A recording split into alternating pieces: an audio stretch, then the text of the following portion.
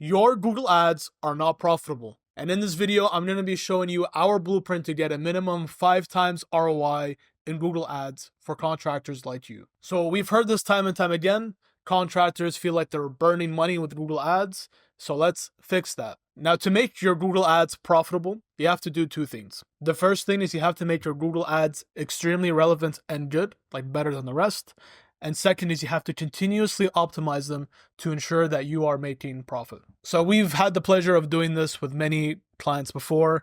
For example, Bellissimo DreamWorks, we turned $1,200 in Google ads into a $70,000 interlocking project. Al NextGen, he got 24 landscaping leads for $4,200. Clockwork, 43 leads for $1,690, and so on and so forth.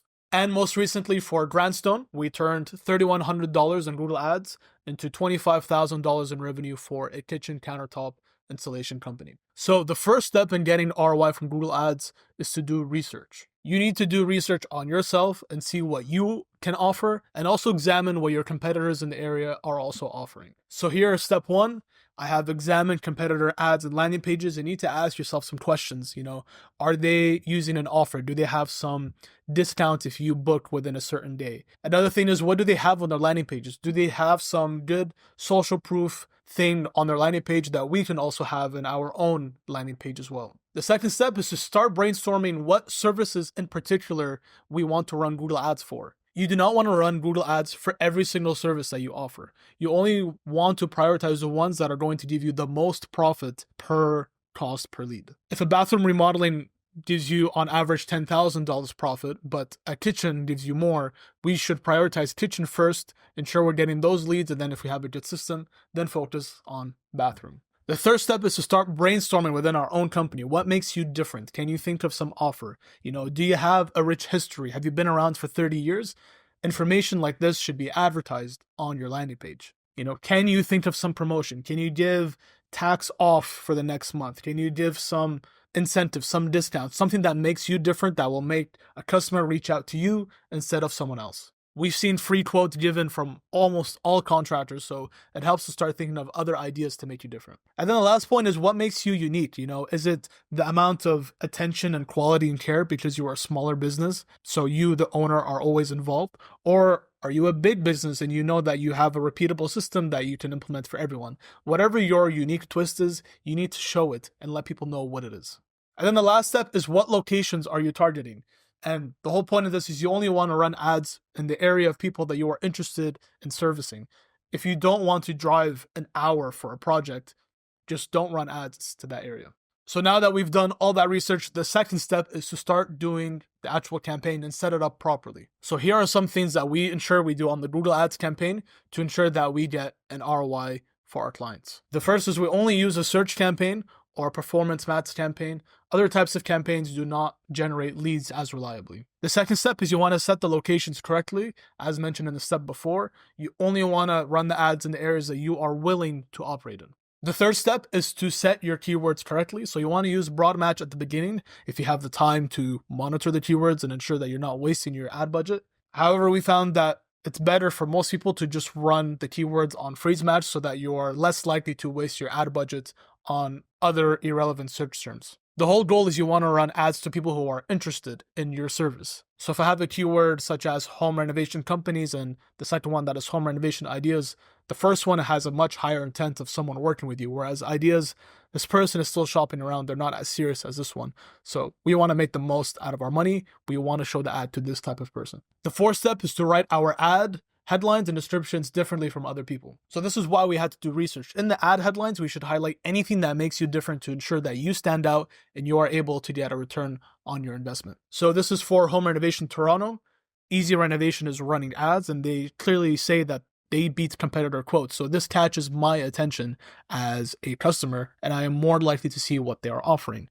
Or for example, Avio Homes has award-winning renovations. I am more likely to see that because I know not every renovation company out there has won awards. So the more you stand out, the more likely someone's going to click on you and see that you have trust and something that makes you unique, the more likely they're going to contact you, become a lead, and you can close them. Number 5, and this is something I don't see many companies do, which is to gather high quality assets of your work. You want to display your best and most professional images of your work because these reflect the quality of your service. And in Google Ads, you're able to add these photos like in this example over here. And as a bonus, if you're running performance match campaigns, I highly recommend you just recording any video just to help you further stand out and get even more leads from your Google Ads campaign. 6 is to optimize the Google ad quality score. So this ensures that whatever keywords that you're targeting are aligned with the ad that you're showing them, and Google prefers to show ads that have a really high score. Number 7 is to set the budget and bidding strategy correctly. For Google Ads to work effectively, you need to spend at least minimum $30 to $50 per day to start collecting enough meaningful data. If your budget is too small, you don't give Google enough time to figure out who an ideal customer is, and then you won't end up getting a return on investment. We've seen people that spend only $500, not get a single lead, and then conclude that it doesn't work. But in reality, you haven't done it long enough and you haven't spent enough money to have Google collect enough data to then start giving you those conversions and leads. And for the bidding strategy, always ensure that you have maximized conversions. And the last step is to set up conversion tracking. Conversion tracking is setting up events and tracking so that if someone was to click on your ad and click on a phone button or submit a lead form, that information is given back to the Google Ads account. So now we are able to quantifiably know how many leads we are getting from our Google Ads. So this does two things. The first thing is it actually tells us the exact amount of leads that we're getting. And the second is we are giving Google more information of what an ideal customer is. The more conversion data that the Google Ads account has, the better it can predict who is most likely to become a customer and who is most likely to convert. Now, if you're too busy and you don't want to do all this, you can book a call with our team and you can see how we can guarantee you leads and an ROI depending on your location and industry. There's a link down in the description below to book a call. We have a 2-month, no question asked, money back guarantee. So now we've done the research, we've set up our Google Ads correctly. The third step is we have to look at the landing page. Where are we sending the customers to? So the first thing obviously is we have to optimize for speed. If someone clicks on your ad and it takes more than 2 seconds to load, they are not going to be that patient to see what's behind that. They're just going to go out and just go on the next one. So you can use Google Page Speed Insights to test loading times and also reduce the sizes of images because that is commonly the thing that is making your website too slow. Secondly, is clearly display the offer or what makes you different. You need to give a really good reason as to why someone should contact you and why you're the best. Again, to this example, this is Easy Renovation. They clearly say on the landing page as well that we beat competitor quotes by up to 5%. Now, I'm not saying that you should compete on price, but whatever your main differentiating factor or offer is should be stated clearly at the top of that landing page. Third, make it very easy for someone to contact you, especially for the low ticket type of contractors. So as you see here, this is a landing page and you can clearly see that the contact us form is very high up on that page. If you are scared about the quality of leads and you're getting too many unqualified leads, you can do two things. You can either make the form a little bit more in depth, so that way you can pre-qualify them before you call them, or you make it a bit more difficult. You only have it on the contact page. Next, showcase your work on the sign-in page. People are going to see what they could get if they worked with you, and they need to visually see that. They need to have some type of proof.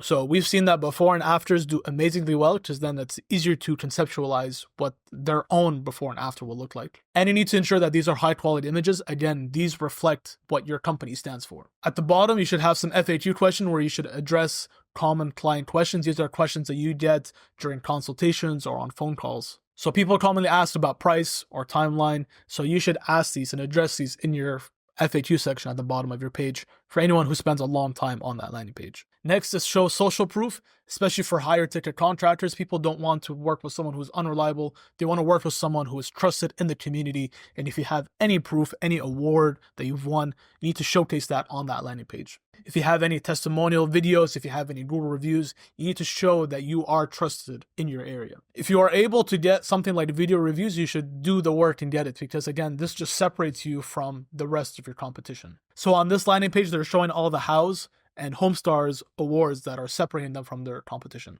Next thing is ensure that it's mobile friendly. Over half of people that are going to go on your ad are likely going to be on mobile, so you need to ensure that it's very easy and smooth to use on mobile devices. This one is optional. You can install mouse tracking and heat maps. So this basically gives you quantifiable data of what people are clicking on your website. If you have some section that you're not sure is useful or not, you can install a heat tracking software and see if we should keep it or not, depending on how people are interacting with it. And if you want to be even more different, we've seen some contractors add a video on these landing pages. In this video, the owner makes a very simple video where he talks about what makes him different, how long he's done this for, and why he's the best in his community. Again, it's just more things to just make you stand out even more to ensure that you make the most out of your ad budget and get that return on investment. So now that you have your ad set up correctly, you have the landing page, now it's time to launch your beautiful ads. However, it unfortunately does not stop there to ensure that you get the ROI that you need. Last step is to do ongoing optimizations to ensure that you're getting the return on investment that you want. So we always try to tell people in the first month, don't expect too much. Google is still figuring out what a good customer is versus a bad customer. The goal at first is to just start getting some data of conversions and leads and start working on improving the lead quality while decreasing the price per lead. To ensure that the ads are profitable, we do a few things. So one of them is we monitor the search terms. These are things that people are searching for on Google to access your ad. If it is very relevant to your service, then we're going to keep them. But if we're seeing some clicks from searches that are not relevant, we're going to add these as negative search terms so you don't burn your Google Ads budget. Next is we're going to test multiple ads. We don't want to just run one ad and then call it quits. We want to have at least two running at the same time so we always improve our ads and compare the two, which one is giving us better results. Another thing is you want to review the headlines and the assets periodically. Over time, you'll see that some headlines and some images do better than others. So you should do the work and replace the ones that are not performing as well so we can always find more headlines and assets that are performing well. The next thing that we should do is we should always ask ourselves, are these the quality leads that we want? Are we getting a better quality of leads from a certain type of age? And if that's the case, maybe we should not show the ad to people who are under a certain age.